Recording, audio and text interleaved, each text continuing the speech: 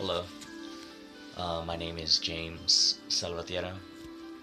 I just wanted, God has really put this on my heart to give a testimony of my life. And, well, let's start off. I was born July 20th, 1991, and I was born in San Bernardino, California. And roughly about the age of 1.5, I was at my grandmother's house, and it was Christmas time, and I bit an electrical cord, and I was being electrocuted. And the only reason anyone even seen what was going on, they thought I was asleep, but I got up being a little baby and crawling around. And my grandma seen me behind the couch, and she put her hands on me, and she herself got electrocuted as well. And she got burns on her hands, and this is a scar left. My whole side of my face was scarred, and I was lifeless in my mom's arms, she says, and that I wasn't breathing, and they were praying for me the entire time. And by the time we got to the hospital, my mom and dad said I was running around fine, like nothing was wrong with me.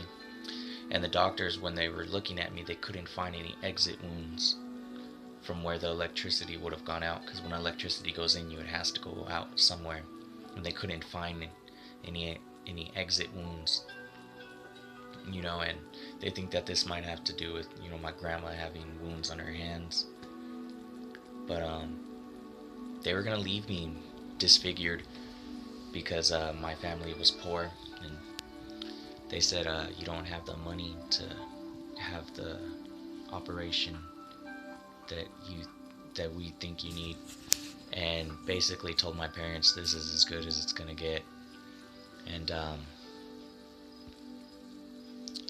they did do a plastic surgery on me, but they did a horrible job, and I still looked really disfigured in my face. And a doctor was passing by, and he heard the conversation of this other doctor that did the first plastic surgery for me, saying there's nothing we could do. And he said, what are you talking about? And he came in the door actually and started saying, no, I'll do that for him right now. I could do a better job. And this is a result of that. Like I said, my face was disfigured because of this. I mean, the entire side of my face was messed up. And I remember being a little kid, I had to wear like this brace that had to push my mouth open because it would close. It would be like that. It's funny. But I was on TV and everything, and they were asking me questions and asking my parents questions about how I lived and things like that. And I thank God, because even the devil wanted me dead at such an early age. But God has other plans. So my parents were still are Christians and would go to church and everything like that, and so they taught me about God.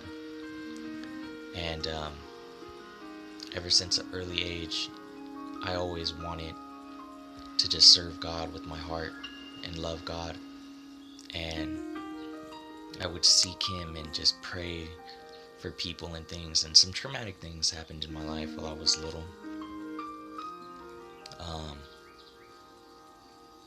I was a victim of molestation, and that messed me up a little bit. And other things. I mean, literally, me and my family were traveling from place to place to place to place to place, living in motels and things like that, and that really had a profound effect on me. Even my best friend, when I was really young, he had got cancer, leukemia, and I remember being in the motel room when I heard about it, and I had nowhere to hide, because I just wanted to hide and talk to God. That's all I wanted to do. But there, we were living in a one-room motel with, 5 other people of my siblings and my mom, my dad. There was nowhere for me to go by myself, so I remember just hiding under the bed and crying. And I had nowhere to go and talk to God. And these little things had such a dramatic effect on me. I remember being in the motels, I would see prostitutes and I would see, violence and things. And I remember my friend who lived above me, a little boy that lived above me. I remember he showed me kindness. He gave me a pair of pants because I didn't have any clothes. And he was poor too. And I believe his mom was a prostitute. And he gave me this pair of pants. And I was like, why are you doing this? And he told me, he was like, because you need it. And I would always sit down with him and we'd just talk. And I would tell him about God. And he would say, how could you think about God? We're little kids, man. 7, 8, little kids. And I told him, I was like, because God is real. And he's like, but why are we living here if God's real? And that had a really big effect on me too. And, my just growing up, moving a lot, I really wanted to love God and just do everything for God, but I let circumstances dictate how my life was gonna unfold and unravel before my eyes. And I said, God, I believe in you, but because of what you've allowed me to go through, I will not serve you. And I told God, because you've done this to me and allowed this to happen, well, more so allowed. I didn't really believe God did anything to me. I still don't believe that. I don't believe that at all. I think that he allows things to happen to us, just like he allowed things to happen to Job. And I was very studious, and I would always listen intently when people ever talked about God. No matter where I was, no matter what I was doing, I always listened intently. And I even rebuked people when I was in the world, which to no avail, because here I am doing the same thing they were. But I knew the word of God, but I told God in my heart and outwardly, God, because of what you've allowed me to go through, I will not serve you. I won't, God, and I'm going to do everything in my power to make you not love me. So I started getting tattoos, and some more vulgar than others. I have a lot more that aren't necessarily the prettiest. And I used to be a tattoo artist. And I started tattooing when I was 17 years old. I'm 23 now. I'm going on 24 in a couple months. And that was my escape. I used tattooing to be around what I wanted to be around. I would go and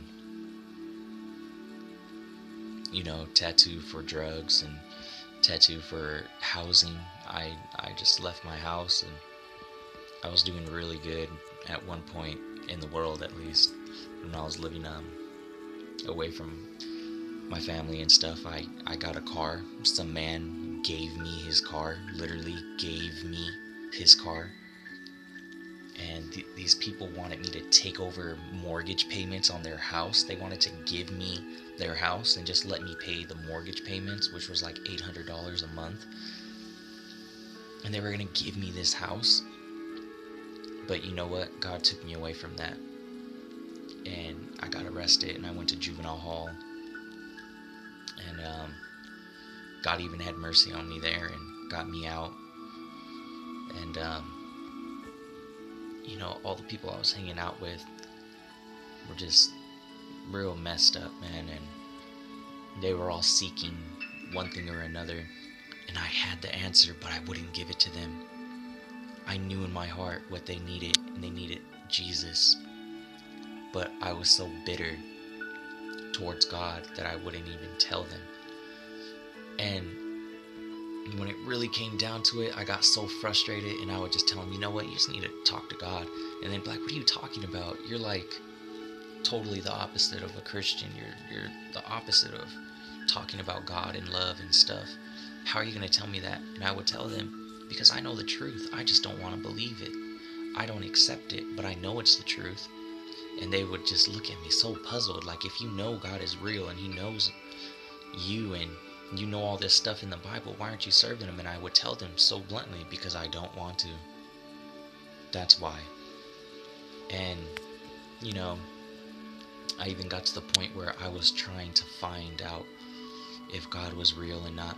And it's so crazy, because I knew in my heart he was. And everything I did just left me more and more empty. I got really into, in like early 2008 and 2009, I really got into looking at different religions, Buddhism and things like that, and Taoism and things, trying to learn. But they just left me so empty. And I really got into like Sasquatch and monsters and things like that, and how they could be evolutionary breakthroughs and stuff. And man, everything just left me so empty and numb on the inside of my mind, because it was all so false. It was just looking at it, and it was laughable. Everything that they said was just so laughable. But in my heart, I was so stubborn. I was just like, no, God, this has to be true, because then it all makes sense why my life is the way it is, because it's normal to be like that, you know. But God said, no, you won't believe that.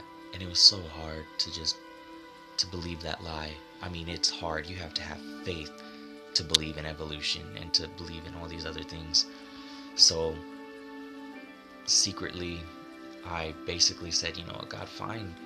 Then, I myself will become a demon. That's what I told God. I said, I'm going to be a demon, God.